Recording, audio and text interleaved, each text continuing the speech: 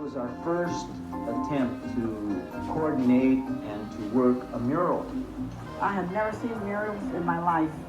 I think they're absolutely beautiful, and I was just surprised. No one in the community had ever seen them. We had never even knew there was such a thing. We had never learned about them in school.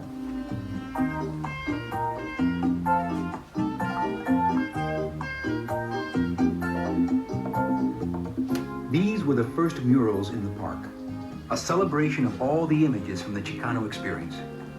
So there was so much to paint. Red and black, the United Farm Workers flag. Black and red, the Aztec symbol of the four directions of Mother Earth. Quetzalcoatl, the plumed serpent of knowledge arching over the community. The Kiosco, a stylized Mayan pyramid to be built at the center of the park.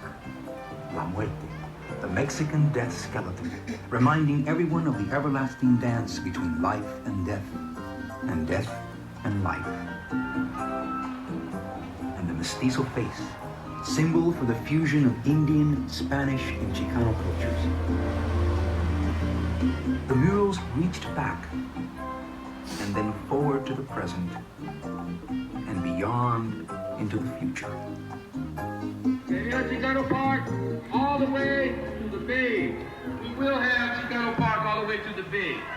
We're asking everyone to please be down here on Tuesday, April 22nd at 12 o'clock noon to participate in the March to the Bay.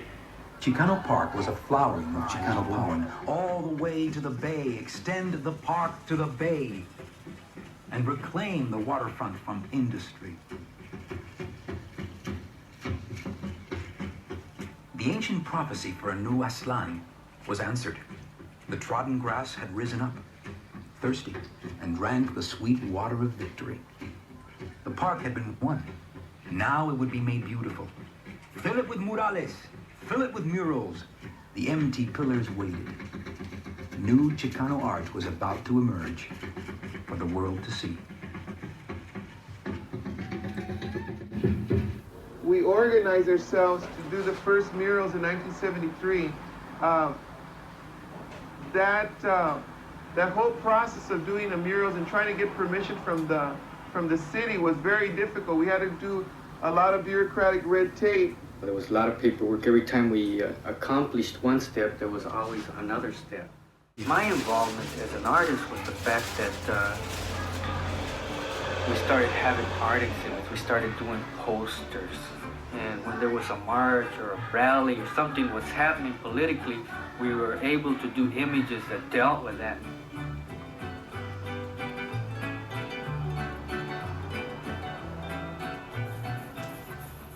I just like to think of myself as indigenous.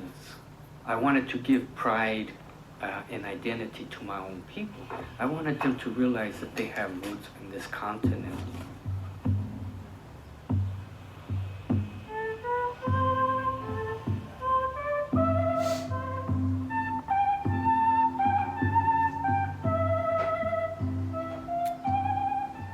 The only history that they were teaching was the California mission thing, you know, about the Spaniards came.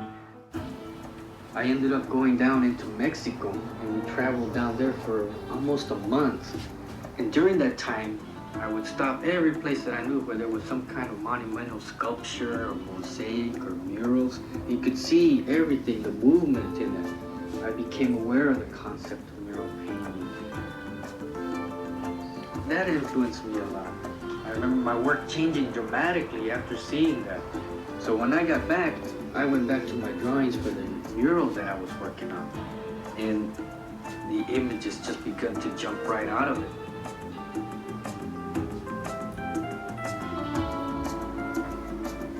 I think my purpose was to educate people as to the status of the society in the sense that of being a mechanized world, half man, half machine.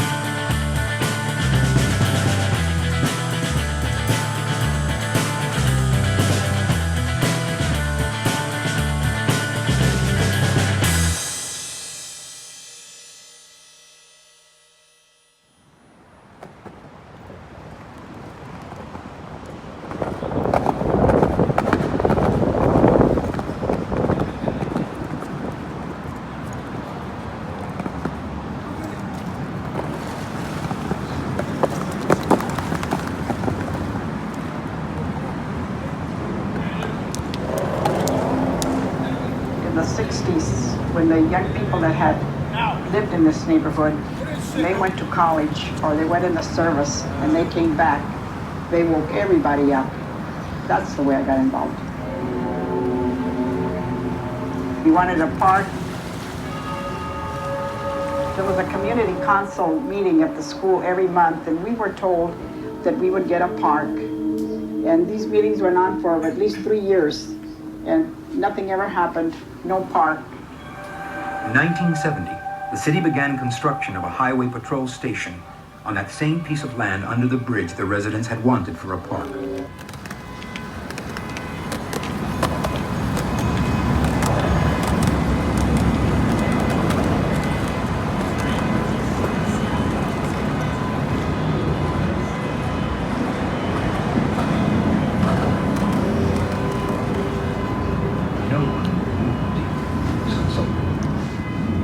I was absolutely outraged because then I realized that they had just been lying to us and they had just decided it would be a highway office, the highway patrol office, and that was it. We needed no more police in our neighborhood. We needed social services, we needed human care services, but we did not need any more police. One day I was walking down Logan, and Mario Solis came up to me and says, Queso. He says, they're gonna build a highway patrol station down there. I said, where? What? What's happening? He says, they're gonna build a highway patrol station down there where we want to park. Yeah, they're already got the bulldozers down there, and they're building fences and everything. We were in our Chicano studies classes, and I can just remember someone coming in and saying, you know, they're going to create a highway patrol station right in the barrio. And the next step was really fast. I think it started going just like that. We came down, we came into the park, we made human chains around the tractors. I was going to the grocery store one morning and I saw many young people and they were in a circle holding hands. So I flew over there to see what was happening. So I joined in. I never came back home from the store. I just stayed there. And from then on, I was there every single day, taking pots of food for the young people to eat. And we were planting and digging and singing and chanting.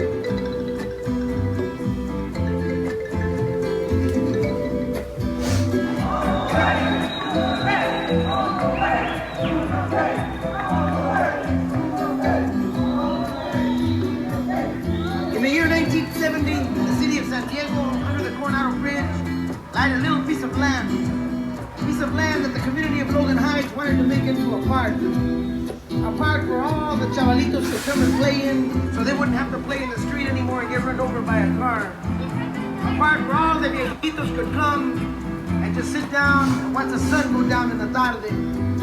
A park where all the familias could come and just get together on a Sunday afternoon and celebrate the spirit of life itself.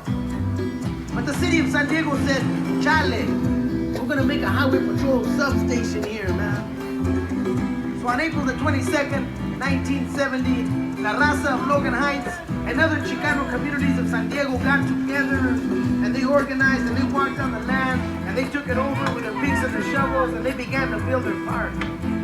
And today, that little piece of land under the Coronado Bridge is known to everybody as Chicano Park.